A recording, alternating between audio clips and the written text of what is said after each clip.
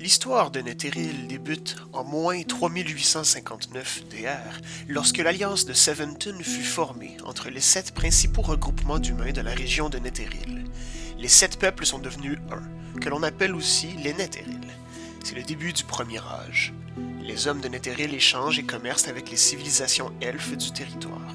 Ces derniers leur apprennent la magie elfique, l'art d'harmoniser les éléments primaux de la nature pour créer de nouvelles choses et améliorer les existantes.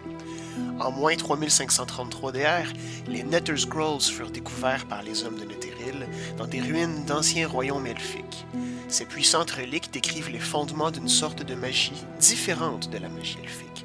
Les Scrolls révèlent les secrets de la weave et de la manipulation de la réalité elle-même pour produire de formidables effets.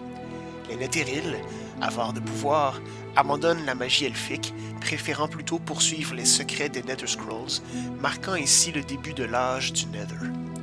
Cette décision attira cependant la colère des elfes, qui voient cet acte comme un affront à la nature, croyant que c'est justement cette magie alternative qui aurait causé la ruine des grands royaumes elfiques d'autrefois. Le royaume Netheril prend progressivement de l'ampleur et la magie des hommes rivalise maintenant avec celle des elfes. Au fil du temps, les populations elfiques se dispersent, laissant place au royaume des hommes. La plupart des elfes retournent sur leurs terres ancestrales de Evermeet et sont aujourd'hui connus sous le nom de High Elf. Les autres, ne voulant pas quitter Faerûn, se réfugient dans les énormes forêts du continent et continuent de faire la guerre aux hommes et aux autres créatures qui ne respectent pas l'ordre naturel des choses. Ces elfes sont aujourd'hui connus sous le nom de Wood Elves. C'est en moins 2758 DR que les Netheries découvrent la stellarite, un minerai infusé de puissantes capacités magiques. Cette pierre est aussi appelée Godstone. Nous savons aujourd'hui que c'est avec cette matière que furent forgées les armes des dieux, comme le marteau de Moradin, dieu créateur des nains, ainsi que le trident de Umberlee, la Bitch Queen des mers. Grâce à la puissance de la stellarite, les mages Netheries ont permis à Tul-Tantar, capitale du royaume Netheril, de prendre son envol et de devenir la toute première cité volante des Netheril en moins 2954 DR, marquant ainsi le début de l'âge d'argent, où de nombreuses autres cités volantes furent érigées avec les pouvoirs de ce minerai. L'âge d'argent fut marqué par un nouvel intérêt pour la pierre, menant à de nombreuses excavations minières en quête de stellarite. C'est ainsi que les hommes de Netheril firent la connaissance des nains. Ces derniers firent alliance avec les hommes et leur apprirent la véritable art de la forge et de la métallurgie. Ensemble, les deux peuples ont utilisé la stellarite et fabriqué des Forge of Spells, permettant de concevoir de nombreux objets magiques, des objets qui encore aujourd'hui sont découverts et utilisés par les aventuriers de ce monde. La créativité des hommes et les progrès du royaume Netheril ne s'arrêtèrent cependant pas là.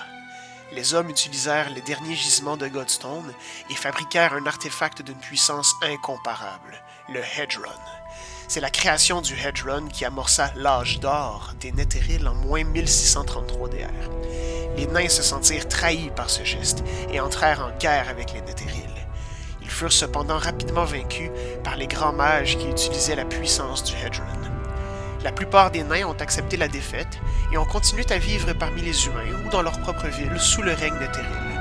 On les appelle nains des collines. Les autres nains, refusant de se soumettre ainsi, décidèrent de se replier dans les profondeurs des montagnes où ils érigèrent d'impressionnantes forteresses, où ils vivent encore aujourd'hui sous le nom de nains des montagnes. Pendant l'âge d'or, grâce au pouvoir du Hedron, le royaume Netheril devint un véritable empire. C'est aussi pendant cette période et toujours en utilisant cet artefact que les Netheril apprirent à se déplacer au travers des différents plans de l'existence, des mondes distants avec leur propre réalité, créatures et populations. Ces découvertes ont permis à l'Empire d'acquérir d'innombrables connaissances, les propulsant vers de nouveaux horizons. Aucun empire ne réussit à égaler la puissance des Netheril.